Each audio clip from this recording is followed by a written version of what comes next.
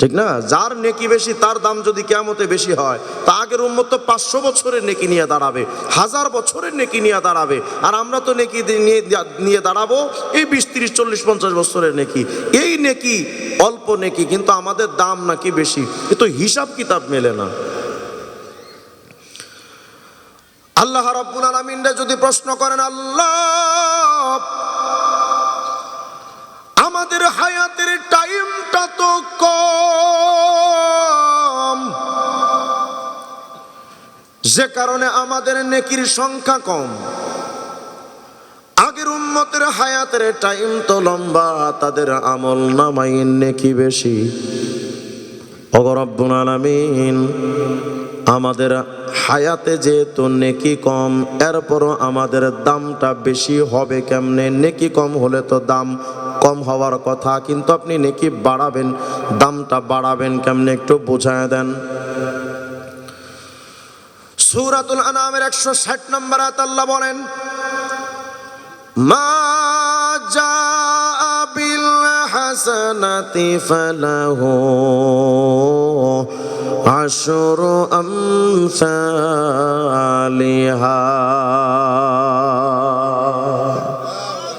আল্লাহ রাব্বুল আলামিন বলেন, এই উম্মতে মুহাম্মাদী, আমি আল্লাহ পাক তোমাদের ব্যাপারে ফয়সালা করে রাখলাম, তোমরা যদি কিয়ামতে একটা নেকি নিয়ে আসো, তোমাদের 20, 30, 40, 50 বছরে যতটা আমল হোক না কেন, আমি তোমাদের প্রত্যেকটা নেকিরে অন্তত 10 গুণ বাড়ায়া দেব। এক নেকিতে কয়টা? 10টা। উম্মতে মুহাম্মাদি যদি কয়, ও রব, শুধু 10টা গুণ যদি বাড়ান আমাদের হয় না, কারণ আমাদের এমন উম্মত তো আছে কিয়ামতে 5 বছরের নেকি নিয়ে দাঁড়াবে। তো 5 বছরের নেকি নিয়ে যে লোকটা দাঁড়াবে, এর যদি আপনি 10 গুণ বাড়ান তো 50 বছরের নেকি হবে, কিন্তু আগের উম্মত তো দাঁড়াবে 500 বছরের নেকি নিয়ে। কেমনে সম্ভব? অতএব রব্বুল আলামিন আমাদের শুধু 10 গুণ দিলে হবে না, তুমি আরেকটু বাড়ায় দাও। আল্লাহ রাব্বুল আলামিন জবাব দিবেন, ঠিক আছে উম্মতে মুহাম্মাদী, তোমরা যে কয়টা আমল নামা নিয়া দাঁড়াইবা, আমি আল্লাহ তোমাদের প্রত্যেকটা আমল নামা অন্তত 50 গুণ বাড়ায় দেব। আর জোরে কন। এই যে সুবহানাল্লাহ, আলহামদুলিল্লাহ, আল্লাহু আকবারের জিকির, এগুলো যত আওয়াজ দিয়ে বলবেন, যত সৃষ্টি আপনার এই আওয়াজ শুনবে, প্রত্যেকটা সৃষ্টি আপনার জন্য আল্লাহর কাছে সাক্ষ্য প্রদান করবে। আর জোরে কন, গলা ছেড়ে বলেন। উম্মতে মুহাম্মাদি যদি এখন কয়, ও রব, এক নেকিরে যদি 10 গুণ বাড়ান আমাদের হয় না, 50 গুণ বাড়াইলেও আমাদের হবে না। রব্বুল আলামিন, তুমি নেকিটা আমল নামার গুণটা আরেকটু বাড়ায় দাও, শুধু 50 দিও না। আমরা তোমার হাবিবের উম্মত, শুধু 50 গুণ দিলে আমাদের হবে না, তুমি নেকিটা আল্লাহ আরেকটু বাড়ায় দাও। আল্লাহ বলবেন, ঠিক আছে উম্মতে মুহাম্মাদি, শুনে রাখ, আমি আল্লাহ দয়া করে তোমাদের প্রত্যেকটা নেকিরে অন্তত 100 গুণ বাড়ায়া দেব। এক নেকিতে কয়টা? 100। উম্মতে মুহাম্মাদি যদি এখন কই, রব্বুল আলামিন আল্লাহ, এক নেকিরে 10 গুণ দিলে আমাদের হয় না, 50 গুণ দিলেও হবে না, ও রব্বুল আলামিন 100 গুণও যদি বাড়ান ওটা দিয়েও আমাদের হবে না। আল্লাহ গো, তুমি আমাদের নেকিটাকে আরেকটু বাড়ায় দিলে তোমার কি ক্ষতি হবে নাকি কোনো? তুমি আরেকটু বাড়ায় দাও না। সুবহানাল্লাহ কয় না? আমরা মানুষরা তো এমনি একটু ছেঁচড়া টাইপের, যত পাই তত চাই, আমাদের পেট ভরে কিন্তু মন আর চোখ ভরে না, কথা কয় না?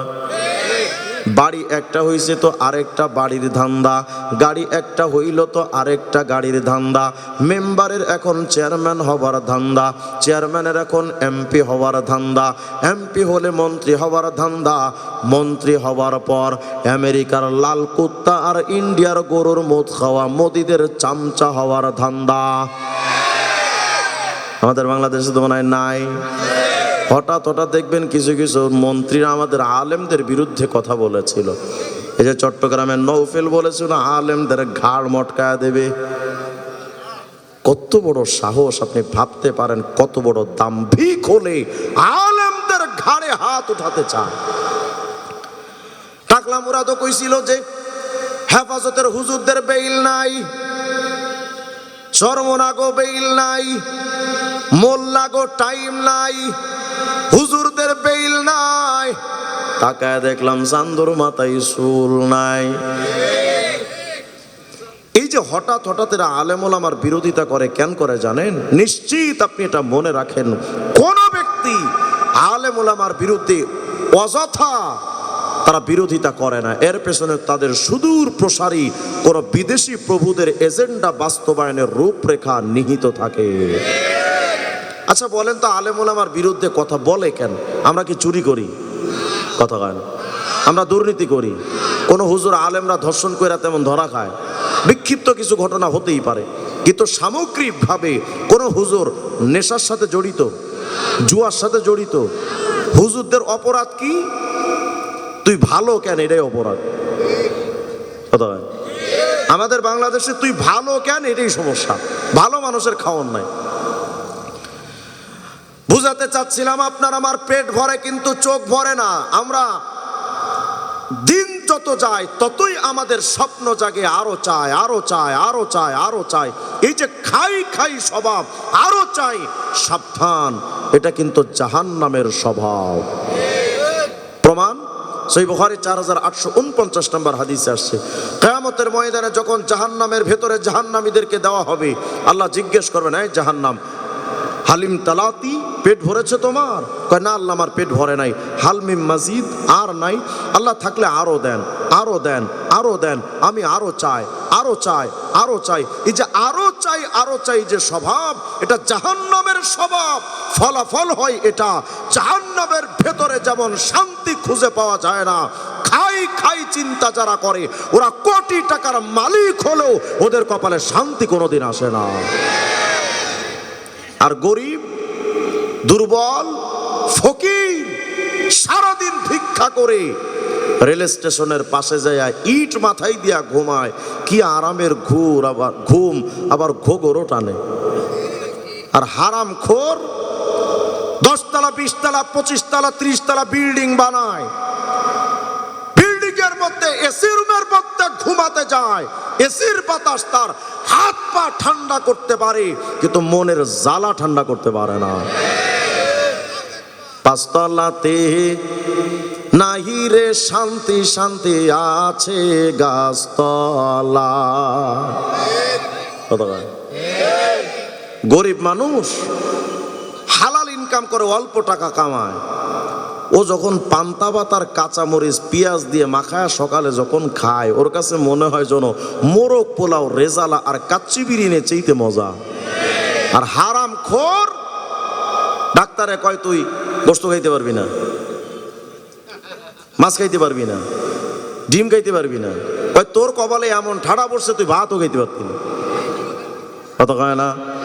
এই জন্য 5 তলাতে নাহি রে শান্তি, শান্তি আছে গাছতলায়। সেই শান্তি তুই পাইবি যদি, সেই শান্তি তুই পাইবি যদি আল্লাহর জিকির করে দেখ নিরালায়। 5 তলাতে নাহি রে শান্তি, শান্তি আছে গাছতলায়। শান্তি দেওয়ার মালিককে বলেন তো, কোনদিন টাকা শান্তি এনে দিতে পারে? ক্ষমতা কি সমস্যা? থাক থাক থাক, আচ্ছা আচ্ছা। শান্তি দেওয়ার মালিক কে? আরে টাকার ক্ষমতা যদি শান্তি দিতে পারতো, আমরা তো 5 আগস্টের পরে দেখেছি অনেক কোটিপতি শিল্পপতিরা কলা পাতার উপরে বন জঙ্গলের মধ্যে ঘুমাইছে, কথা হয় না? দাড়ি দুইটা কাইটা পালাইতে গেছে, তবুও শেষ রক্ষা হয় নাই। আমি কোনো দলের বিরুদ্ধে বলার চেষ্টা করছি না, শুধু বোঝাতে চাচ্ছি এই সম্পদ আর ক্ষমতা এগুলো শান্তি দিতে পারে না। শান্তি দেওয়ার মালিক কে? অল্প টাকা উপার্জন করে কত মানুষ বিবিবাল বাচ্চা নিয়ে কত আরামসে ঘুমায়। হারামখোরদের এমন ঠাড়া পড়ে কপালে 10টা ট্যাবলেট খাইলেও ঘুম আসে না। কি গজব পড়ছে চিন্তা করেন। এজন্য দুনিয়ার ব্যাপারে এত খাই চিন্তা না করা। আমাকে আল্লাহ যতটুকু দিয়েছেন ব্যাস আলহামদুলিল্লাহ, বলেন বলেন আলহামদুলিল্লাহ। আপনার চাইতে শিক্ষিত, আপনার চাইতে উচ্চভিলাষী, আপনার চাইতে অনেক হ্যান্ডসাম, আপনার চাইতে অনেক দিক থেকে এগিয়ে কত মানুষ রাস্তায় রাস্তায় ভিক্ষা করে, বেকার হালতে ঘুরে বেড়াচ্ছে, না খেয়ে থাকে, এক ওয়াক্ত খানা পায় তো আরেক ওয়াক্ত খানা পায় না। আল্লাহ তো সেখানে আপনাকে খাইয়ে পরিয়ে রেখেছেন, ব্যাস বলেন আলহামদুলিল্লাহ। এত খাই চিন্তা না করা, মনে থাকবে ইনশাআল্লাহ। তবে এটা দুনিয়ার ক্ষেত্রে খারাপ, অতিরিক্ত খাই চিন্তা দুনিয়ার ক্ষেত্রে খারাপ, কিন্তু আখিরাতের মাসআলা হলো এই বান্দা ওয়াসাবিকু বিল খায়রাত, নেকির ব্যাপারে প্রতিযোগিতা করো। এই আয়াতের উপর আজ পর্যন্ত এই খুলনা এলাকার কোনো মানুষ আপনারা আমল করেছেন এমন কোনো মানুষ আছেন যে একজন আরেকজনের সাথে এমন কন্ট্রাক্ট করেছেন যে ভাই চলো এই মাসটা আমরা একটা প্রতিযোগিতা করি?